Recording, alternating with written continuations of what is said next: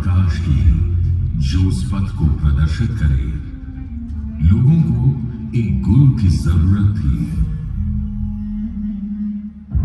यह दिव्य प्रकाश, ज्ञान की सर्वोत्तम ज्योति प्रज्वलित हुई पंजाब में। सन 1469 कार्तिक पूर्णिमा की रात जगमगाते चंद्र की रोशनी में तलवंडी गांव में एक बालक का आगमन हुआ।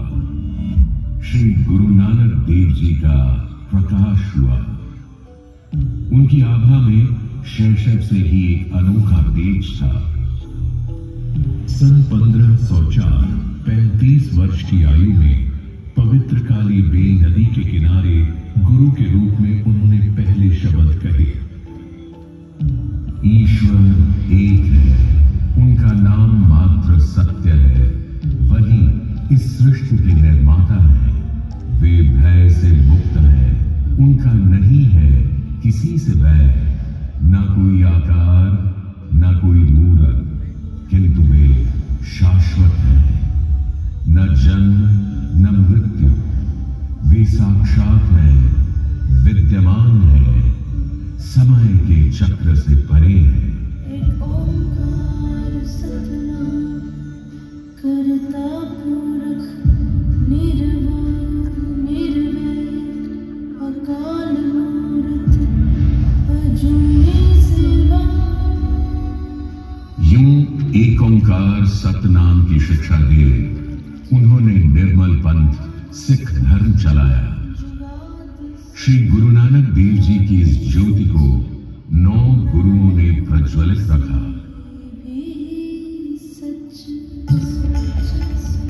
श्री गुरु अंगद देव जी ने श्री गुरु नानक देव जी की वाणी को संभाला। श्री गुरु अमरदास जी ने सेवा को साधना बनाया। उन्होंने लंगर की पवित्र परंपरा को पंगत के रूप में जन जन के मन तक पहुंचाया।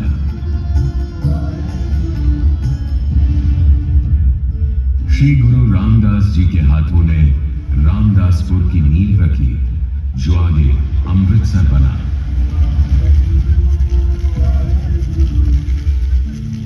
श्री गुरु अर्जुन देव जी ने सभी गुरुओं के ज्ञान को, सच्चे पथ को आदि ग्रंथ की रचना कर समाहित किया।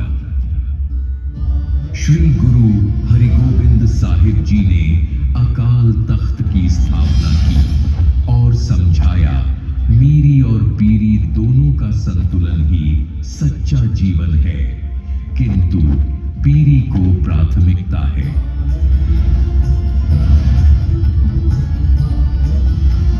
श्री गुरु हरि राय जी और श्री गुरु हरि कृष्ण जी ने करुणा, दया और सेवा को धर्म का आधार बनाया।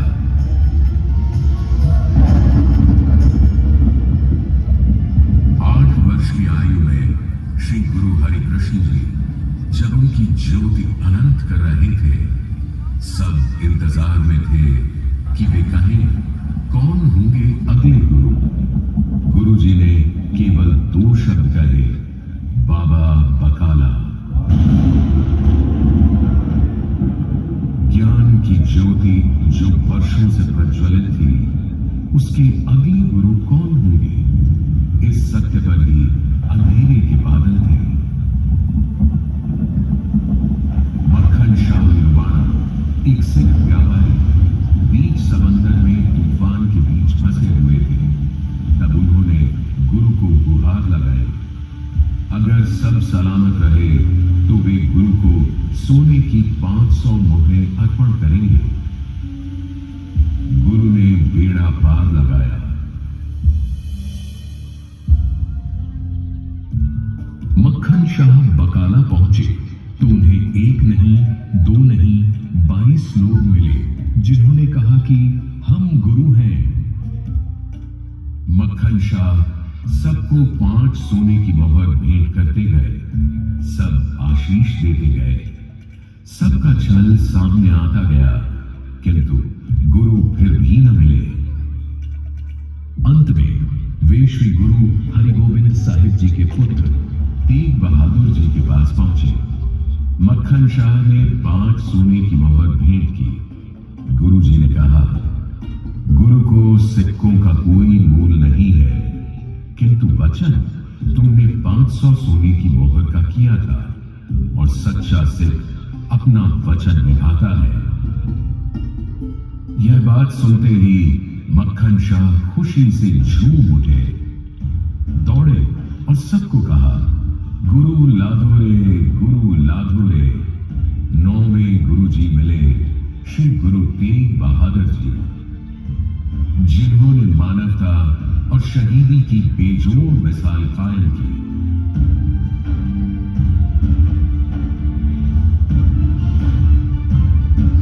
श्री गुरु हरि गोविंद साहिब जी और माता नानकी के सबसे छोटे पुत्र थे त्यागमल।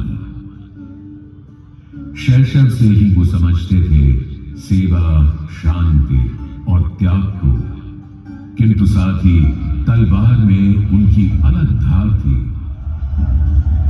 13 वर्ष की आयु में करतारपुर की जंग में उन्होंने तलवार ऐसी चलाई कि दुश्मन भाग खड़े हुए। श्री गुरु हरि गोविंद साहिब जी ने तब उन्हें उनके नए नाम से पुकारा, तेग बहादुर।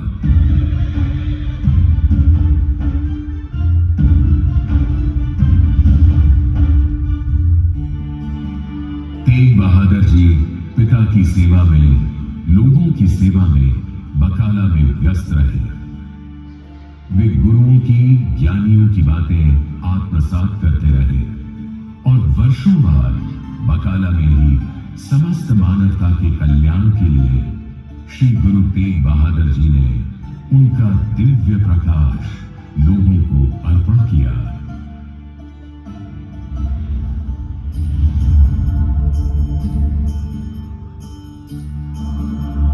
उनके ज्ञान को, धर्म के संदेश को, करुणा के मर्म को सब तक पहुंचाने वे यात्रा करते रहे, उत्तर से पूर्व की ओर।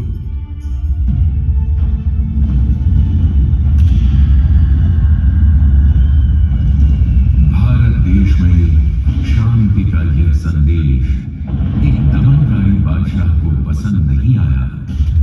बादशाह औरंगजेब, जिसे सहिष्णुता, संप्रभुता और धार्मिक स्वतंत्रता स्वीकार नहीं थे, उसका बर्बर फरमान था, सबको इस्लाम कबूल करा, जो ना माने उसे मौत के घाट उतारो। इस अमानवीय फरमान से चारों ओर कोहराम था। मदद के लिए चीख पुकार मची थी। औरंगजेब का यह धार्मिक दमन कश्मीर की घाटियों तक पहुंचा। कश्मीरी पंडितों को प्रताड़ित किया गया, धर्म बदलने पर मजबूर किया गया।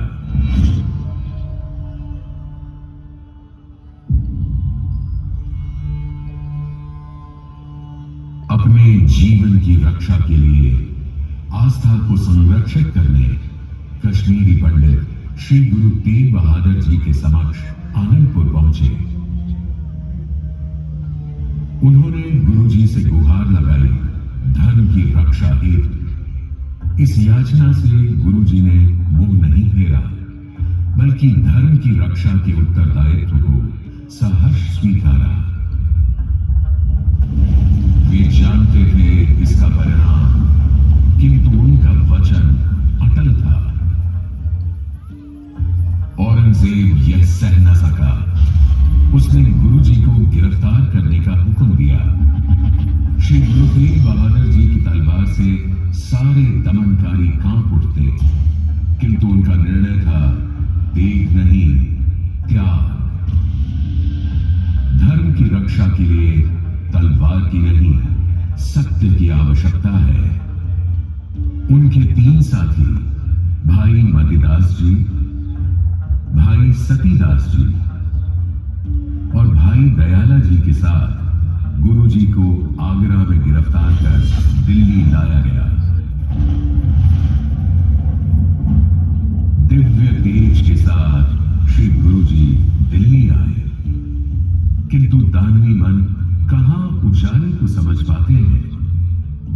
उसकी आंखें सह नहीं पाती। दिल्ली में गुरु तेग बहादुर जी को बंदी बना लिया गया और कहा गया, अपना चमत्कार दिखाओ या फिर इस्लाम को स्वीकार करो, वरना रूह कांप जाए, ऐसी मौत के लिए तैयार हो जाओ।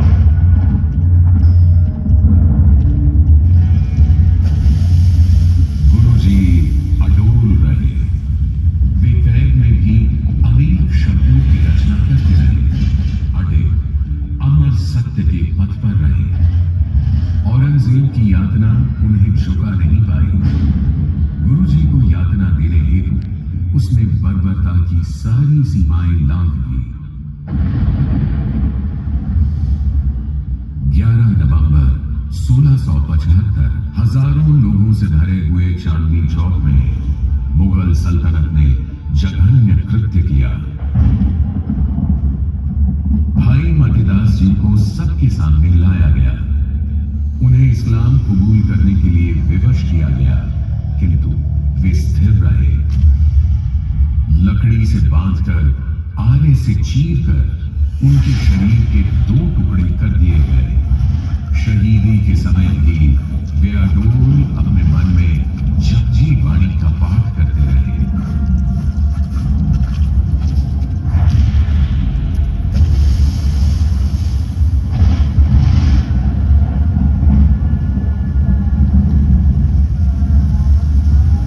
भाई दयाला जी को लहू की बूंधार दिखाई गई, किंतु उनके मन की चेतना कहां कोई भंग कर सकता था। उबलते हुए पानी के समक्ष उन्हें रखा गया। वे उस पानी में उतर गए, शहादत को गले लगा लिया।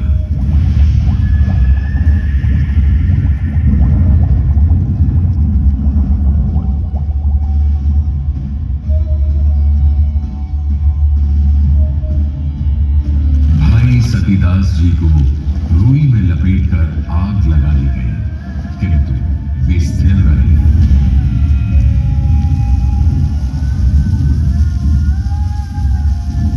उनका शरीर जल रहा था, किंतु गुरु की वाणी जपते हुए वो सदैव के लिए अपनी शहादत से प्रज्वलित हो गए। गुरुजी ने देखा मृत्यु को सामने, किंतु आत्मा को निर्वाण में। बेखौफ अडोल रहे, पक्के निश्चय के साथ।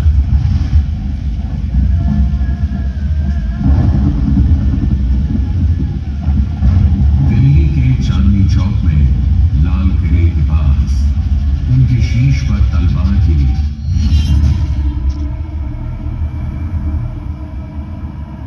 किंतु उनका सत्य कोई झुका नहीं पाया। रक्त बहा, पर धर्म की जड़ें और गहरी हो गई।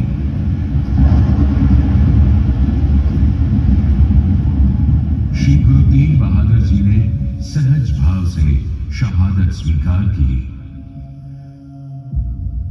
उनकी शहीदी के स्थल पर आज स्थित है गुरुद्वारा शीशगंज साहिब, और जहां उनका पवित्र शरीर अग्नि की ज्योति में दीप्तिमान हुआ, वहां स्थित है गुरुद्वारा रकाबगंज साहिब। और उनके पावन शीश को अग्नि भेंट किया गया आनंदपुर के शीशगंज साहिब गुरुद्वारा में। तिलक जनेऊ कभी उन्होंने धारण नहीं किया था, किंतु तिलक और जनेऊ की रक्षा के लिए उन्होंने शहादत दी। धर्म हेत साका जिन किया, शीश दिया पर सिर रू न दिया। उनकी शहादत गुरु की ज्योति का अनंत विस्तार था, जिसका दर्शन हिंद के जन जन को, कण कण को मिला। वो ज्योति अब केवल ज्योति नहीं, वो अब थी हिंद की चादर। धन्य श्री गुरु तेग बहादुर जी।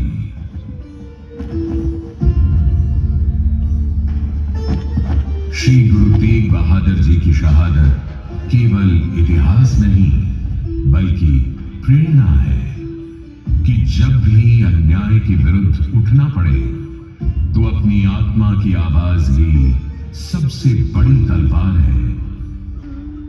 यह स्मरण है उस सीख का जो अंधकार से प्रकाश की ओर, भय से साहस की ओर और भेद से एकता की ओर ले जाती है। यह स्मरण है सिखों के समस्त मानवता के गुरु श्री गुरु तेग बहादुर जी का।